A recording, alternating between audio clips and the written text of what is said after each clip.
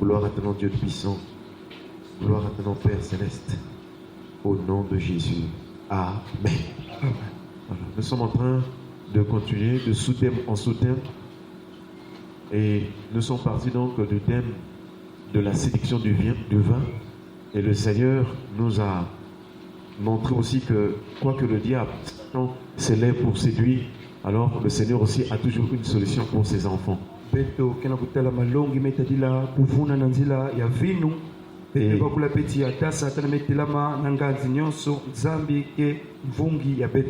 le texte de base de la solution que Dieu nous accorde sur la puissance de la séduction est celui-ci. Genèse chapitre 3 verset 15. Je mettrai inimitié entre toi et la femme, entre sa postérité et entre ta postérité et sa postérité. Celle-ci t'écrasera la tête et tu lui blesseras le talon. Et Dieu nous a demandé d'insister d'abord sur le mot inimitié. Parmi tant de définitions que nous avons données sur l'inimitié, nous en sommes venus aussi à comprendre que l'inimitié c'est la haine. Et donc jusqu'à dimanche dernier, nous sommes en train de voir la haine des ennemis. Et précisément dans Psaume 25, 18 à 19.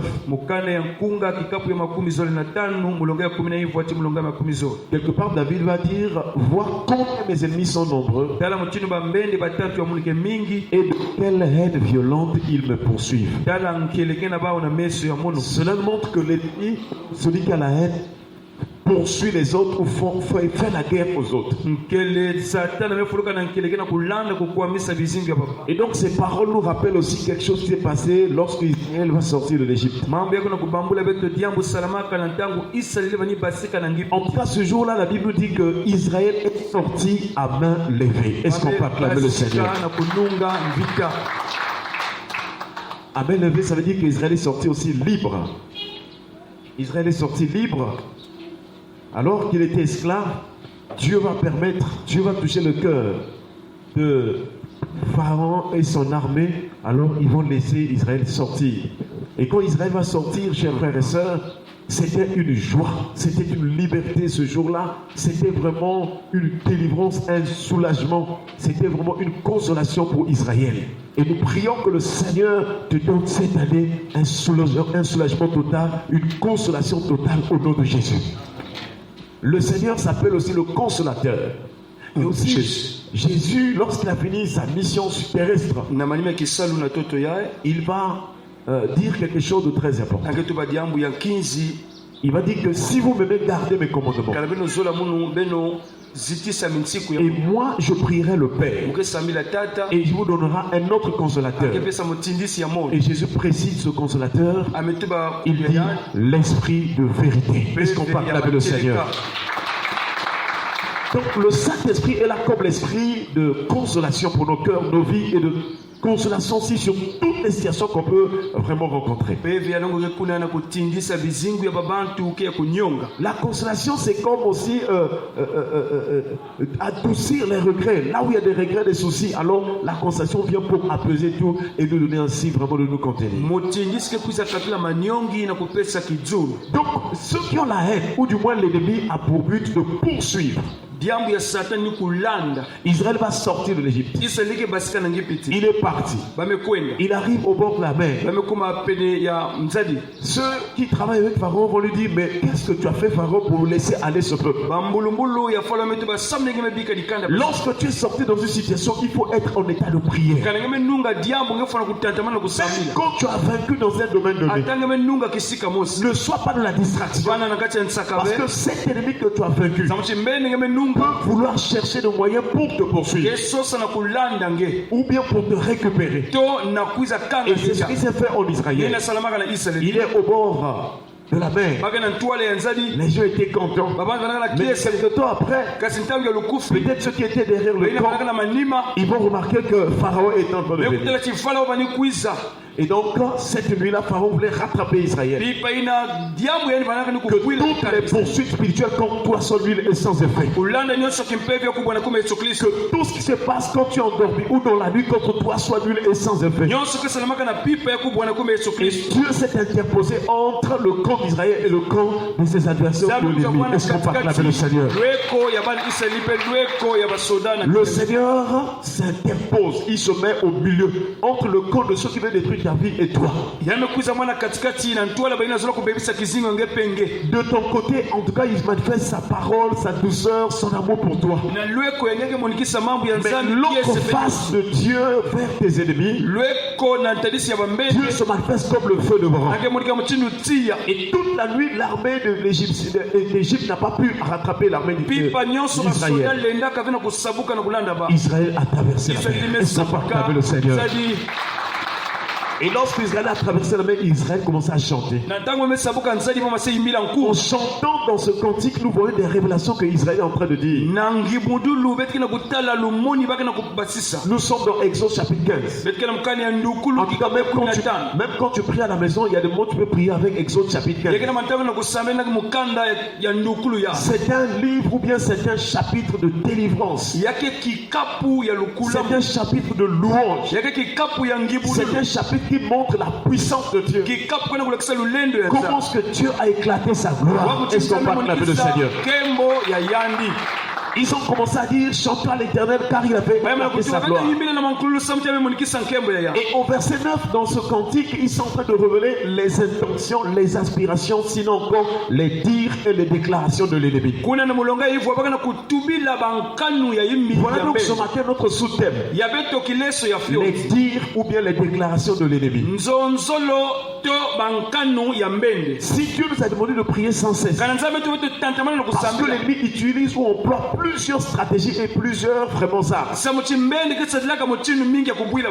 si l'ennemi ne vient pas sur place vers toi, il peut utiliser des paroles. Et ces paroles-là vont envoyer les démons vers toi.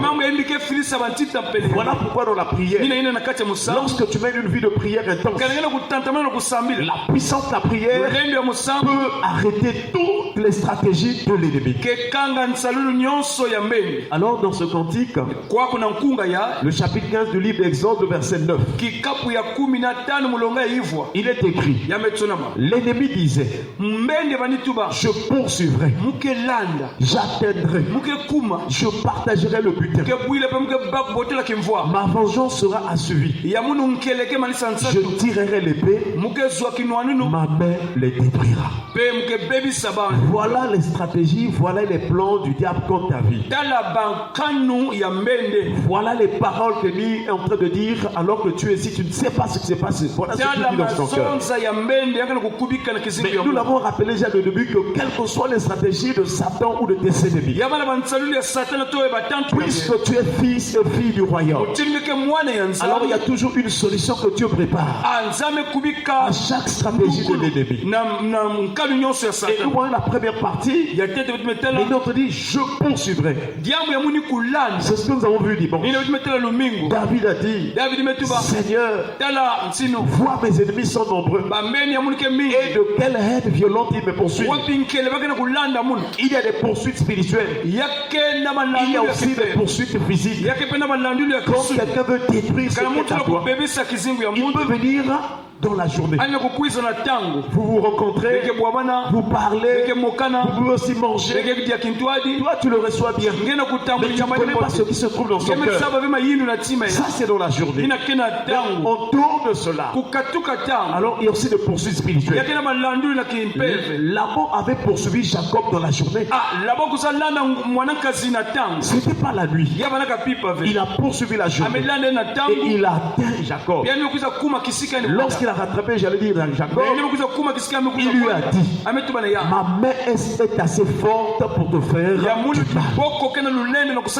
Mais le Dieu de ton père, il m'a visité cette nuit. Il m'a dit, tu ne parleras ni au bien ni au mal contre mon serviteur Jacob. Est-ce qu'on parle avec le Seigneur? Que le Seigneur intervienne en ta faveur là où l'ennemi te poursuit. Que Dieu te donne la victoire devant l'ennemi au nom de Jésus. Jésus.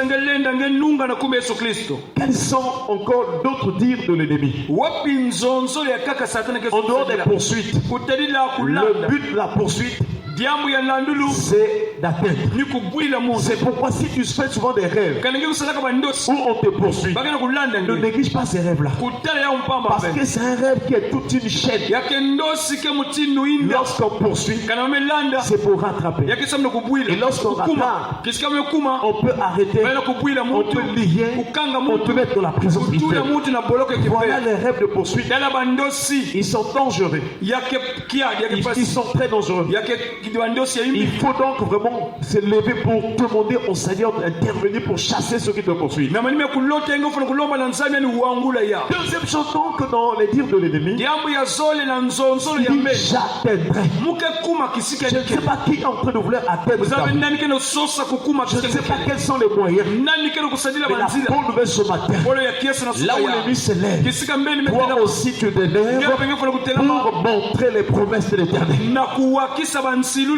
Alléluia. Amen. Et dans le psaume 91, le verset 7. Le verset 7. Il est écrit que 1000 tombent à ton côté et 10 000 à ta droite. Tu ne seras pas atteint. Est-ce qu'on peut acclamer le Seigneur?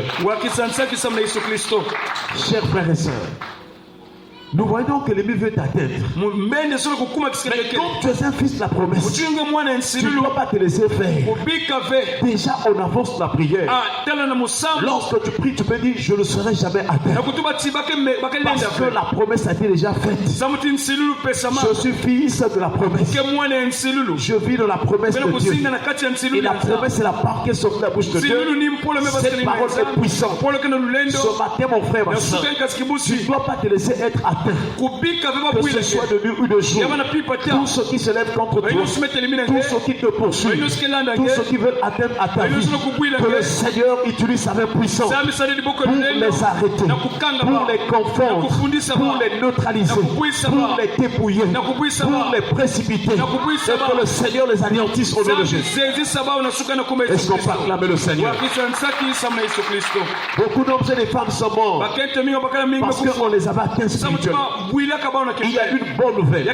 Si tu as donné ton cœur, ta vie à Jésus-Christ, spirituellement, tu es caché quelque part. La Bible déclare le nom de l'Éternel est une tour forte. Le juste s'y réfugie et se trouve en sécurité et se trouve en sûreté.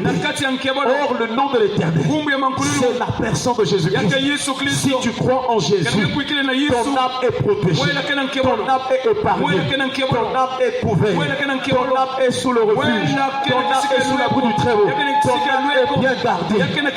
Alléluia. Amen. Que ce soit sur cette vie terrestre, que ce soit après la mort, ton âme ne périra pas. Est-ce qu'on peut acclamer le Seigneur?